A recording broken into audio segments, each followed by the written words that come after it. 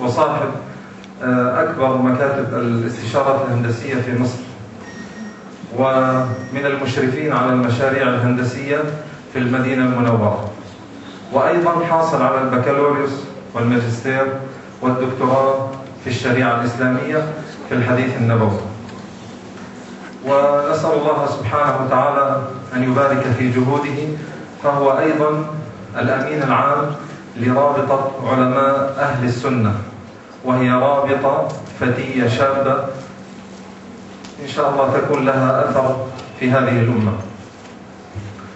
نرحب بالدكتور في هذه الساعة الطيبة، ونقول أيها الإخوة الكرام الشكر للدكتور صفوت الحجازي على حضوره، بالرغم من أنه حقيقة كثير الانشغال، وقد اقتطعنا منه هذا الوقت اقتطاعا، فجزاه الله عنا خير الجزاء.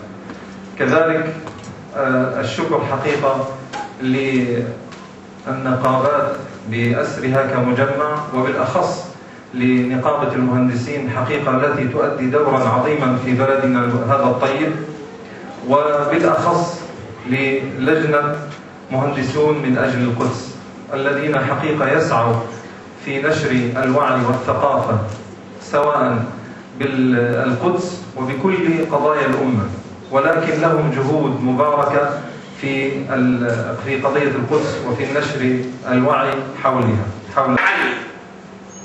المسجد الأقصى قبلة المسلمين لمدة 14 سنة.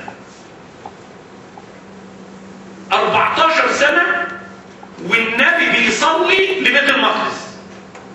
عارفين النبي صلى للكعبة